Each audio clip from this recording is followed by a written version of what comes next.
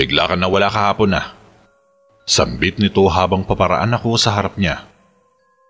Hinanap mo ko? Hindi ko maalalang close tayo para maglibot sa mall. Tugon ko sa malamig na tinig. May pakiramdam kasi ako na iniiwasan mo ko. Umunat ito sa pagkakatayo saka namulsa. Napatawa ko. I'm sorry. Nag-overthink ka. Walang dahilan para iwasan kita dahil wala rin naman akong ikukwento sa'yo. Hindi naman tayo magkakilala in the first place. Meron kang makukwento, yung nangyari sa Bataan. Sagot ulit nito. Mukhang walang balak na tantanan ako. Alin doon? Yung pagroronda namin at paghabol sa napababalitang aswang? I'm really sorry. Wala akong oras ngayon dahil marami akong trabaho. Maybe next time. Akma na akong papasok at tinalikuran nito pero humabol pa rin siya sa kahinarangan ang daraanan ko. Isa iyan sa pinakaayaw ko. Alam yata ng isang ito kung paano mapuputol ang pisi ng pasensya ko, pero mabibigo siya. Kung ikwento mo ang nangyari kay Ariel Castro. Napatingala ako. Ikaw ang investigador ng kasong iyan. Bakit sa akin mo ipapakwento? Tatapatin na kita. Suspect kita. Walang pag-aalinlangang sambit nito habang matigas ang mga titig sa akin. Napatawa ko ng malakas. Nadinig ng mga nasa front desk ang pagtawa ko kaya naglingunan sila sa akin. Tumatawa ka ba dahil ninenervyos ka at pinagtatakpan mo ang ginawa mo? May pag-uusig na tono ng pananalita nito. Tumigil ako sa pagtawa saka matalim na tumitig sa mga mata nito. Kumuha ka ng ebidensya kung gusto mo akong imbestigahan. Hindi ako natutuwa sa ginagawa mo, kaya wag mong asahang makikipag-cooperate ako sa iyo sa kasong hawak mo. Tinalikuran ko ito saka dumiretso sa IT department. Pabalya kong isinara ang pinto saka naupo sa desk ko. Pumasok si Bruno sa opisina namin saka naupo sa workstation nito sa tabi ko. Nakita namin kanino yung sagutan ninyo nung bagong saltang pulis. Narinig namin na pinaghihinalaan kang involved sa kaso. Nagulat din ako at nadamay ako sa kasong yun eh. Nagkataon lang naman na naroon kami ni Vanessa at nagbabakasyon. Di ko nga kilala yung biktima. Kung hindi niya ako nilapitan wala rin ako magiging ideya sa kasong yun. Mahabang paliwanag ko. Naniniwala naman ako sa'yo. Imposibleng makagawa ka ng ganun Ikaw nga ang pinakatahimik dito. At saka parang hindi ka makapatay ng lamok. Tumawa si Bruno. Bahala siya. Hindi ako tutulong sa kaso niya. Manigas siya. Umiling ako saka hinarap ang pagtatrabaho. Oo nga pala. May bagong kaso na pinapaasikaso sa atin. Hanapin daw natin kung sa makikita ang babaeng ito sa Kamaynilaan. Nawawala raw. Inabot sa akin ang folder ng bagong kaso. Isang babae ang nawawala. Nasa 19 years old ito. Estudyante sa kolehiyo at nagtatrabahong service crew. Winoa Salvasio. Sambit ko sa pangalan ng biktima. Magagawa ba natin mahanap ngayon yan? Tanong ni Bruno. Madali iyon sa akin kung magagamit ko ang bagong software na dinisenyo ko. Kayang hagilapin ng mabilis ang isang larawan ng tao sa kumpol ng tao na nahagip ng maraming CCTV. Hindi ko pa iyon natatapos pero siguradong mas mapapadali ang paghahanap ko gamit nun. Kailangan kong hanapin ang mga huling napuntahan niya at ang mga taong nakausap niya. I'll do my best. Sinimulan ko ng hanapin ang kinaroroonan ng nawawalang babae. Huli itong nakita sa fast food na pinasukan nito at pauwi na sana pero hindi nakauwi sa bahay bandang 1:00 ng madaling araw. Sinimulan kong isa-isahin ang CCTV sa area at lahat ng mga nadaanan nito. Sa isang convenience store na 24 hours bukas ito naglagi at naupo sa dining table na nasa labas ng store. Naghintay ito roon ng matagal. Di nagtagal ay may lumapit ditong lalaki at bumeso kay Winona. Nag-usap saglit ang dalawa bago umalis doon. Sinundan ko sila sa ibang CCTV. Sumakay sila ng bus na biyaheng Laguna. Ipinagtaka ko kung bakit doon patungo ang dalawa gayong taga-Alabang si Winona. Sinundan ko ang takbo ng bus. Tinansya ko ang oras at haba ng biyahe nito at tumalon ako agad hanggang sa terminal. Saktong doon bumaba ang babae at ang kasama nitong lalaki. Magkahawak pa ng kamay ang dalawa. Inabot din ako ng halos 2 oras sa panonood at pagsasaliksik sa identity ng kasama nito. Na-trace ko sa records ang pangalan ng lalaki at napag-alaman kong kasal na ito pero hiwalay na. Bruno, nahanap ko na ang kinaroroonan ni Winona Salvacion. Nasa Santa Cruz, Laguna sila ng kasama niyang lalaki na si Alex Domingo. Mukhang kasintahan niya at nagtanan sila. Doon sila posibleng tumuloy sa mga magulang na lalaki, base din sa address na nasa company profile nito. Tinapos ko ang report saka ko ibinigay ang printed copy. Iba ka talaga, Exie. Natapos mo agad hanapin ito. Isinama nito ang report ko sa file folder ng kaso saka tumayo. Dadaling ko na sa desk ni Captain Castro. Sige. Tumayo rin ako para mag-inat. Madaling nalutas iyong kaso dahil buhay ang nawawala at madaling hanapin sa CCTV. Ang mahirap ay kung walang CCTV footage o walang kahit anong bakas ng ebidensya. May kumatok sa pinto ng opisina namin. Tama rin siguro ang desisyon ko na mamalagi sa IT department kaysa lumipat sa forensics. Mas interesado ako sa computer, hacking, research at internet. Malaki rin ang tulong sa akin na may access ako sa lahat ng data at system ng kapulisan. Marami akong natutunan sa paggamit ng teknolohiya rito at napapakinabangan ko sa paghahanap sa mga taong pakay ko. Exie, tawag ni Christian habang papasok ng opisina. Sir? Iyon pa rin ang tawag ko sa kanya habang nasa presinto. Sa labas ay Christian ang gusto nitong itawag ko sa kanya. Napatingin ako sa taong nasa likuran nito na nagpaasim ng mukha ko. May papakilala ko sa iyo, si PO3 Luisito Guzman ng Bataan Police, PO3. Siya si Exie, ang pinakamagaling na IT sa departamentong ito. Nakita mo naman na nahanap agad ng nawawalang babae. I believe nagkakilala na kayo? Pakilala ni Christian sa amin. Oo, nagkakilala na kami. Casual na sambit ni PO3 Guzman. Hindi ako kumibo. Exie, kailangan niya ng tulong ng IT department para mag-imbestiga. Ang mga detectives naman natin ay busy sa field. Hindi ako tutulong. Si Bruno na ang bahala riyan. Busy ako dahil ipinasa sa akin ni Vanessa ang mga kasong hawak niya. Itinuro ko ang desk ni Vanessa. Naglib ulit ito para asikasuhin ang kapatid. Pero Exie, I'm sorry sir, hindi ako tutulong. Tanungin niyo yung kasama ninyo kung bakit. Bruno can help you. Excuse me. Lumabas ako at iniwan sila sa opisina.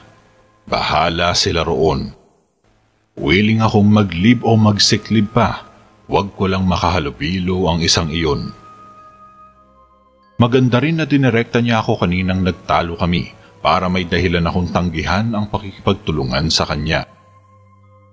Galit ka ba dahil sa pagsasabi kong suspect kita o dahil guilty ka? Dinig kong sambit nito. Suspect pa rin kita. Kaduda-duda na naroon ka sa site ng walang dahilan. Criminals tend to go back to their crime para magmasid.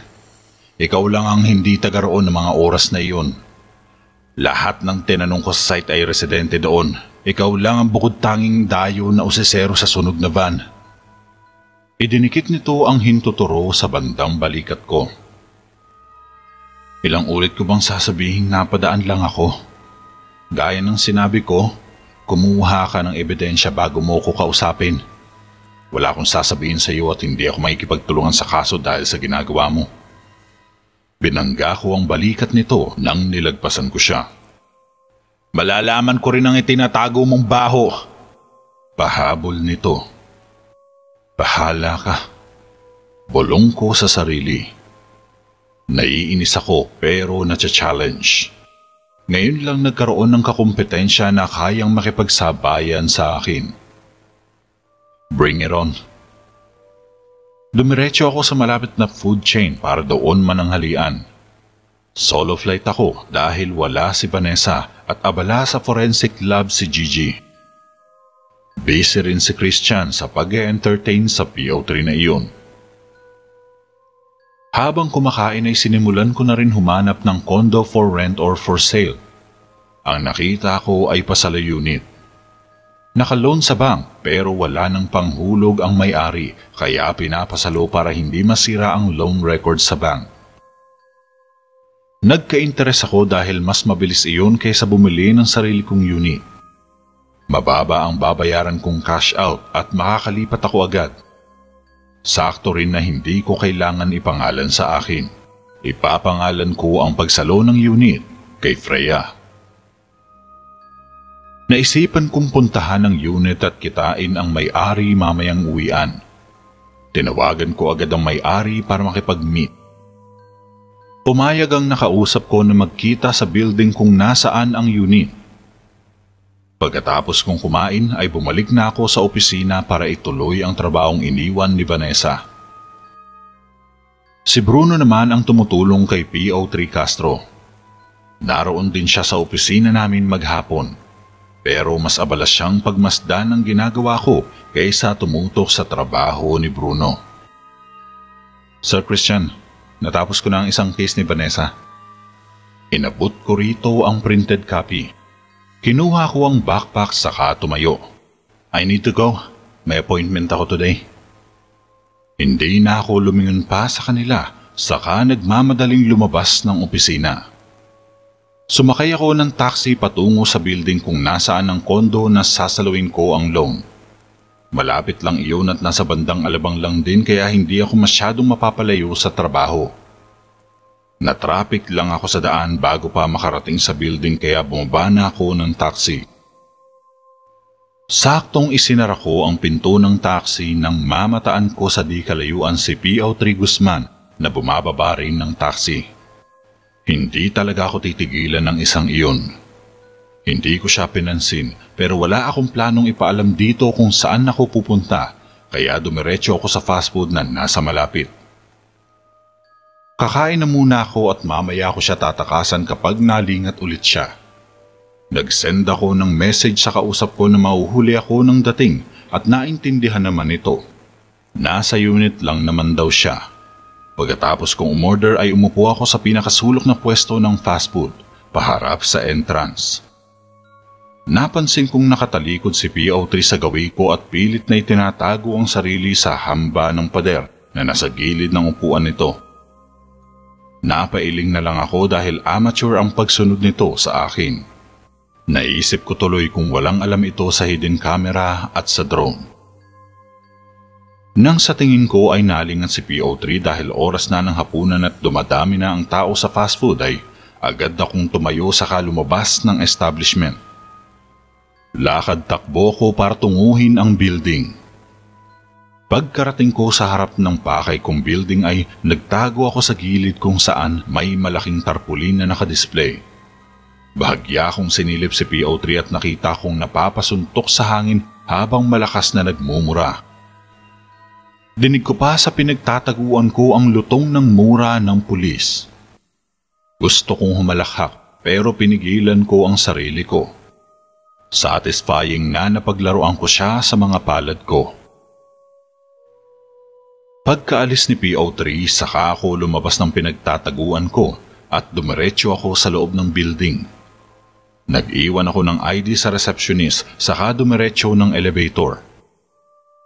Nasa 12th floor ang unit na pinuntahan ko. Saktong pagkarating sa 12th floor ay nasa dulo ang unit, kaya hindi may istorbo ng mga dumaraang ibang residente sa floor. Pinindot ko ang doorbell at bumukas iyon agad. Isang may edad na babae ang nagbukas ng pinto. Pinapasok ako nito sa loob ng unit. Ako si Ellen. Tignan mo ang unit. Ako sexy. Iginala ko ang tingin sa paligid ng unit habang papasok.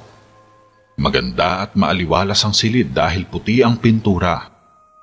Sakto ang laki para sa 2 hanggang 3 tao. May isang silid dito at isang banyo.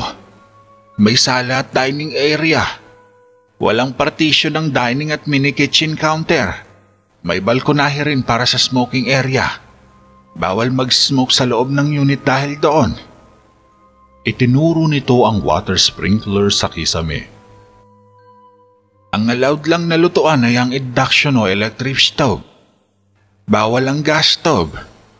Lahat ng gamit dito ay iiwan ko na rin at isasama sa presyo na napagkasunduan natin.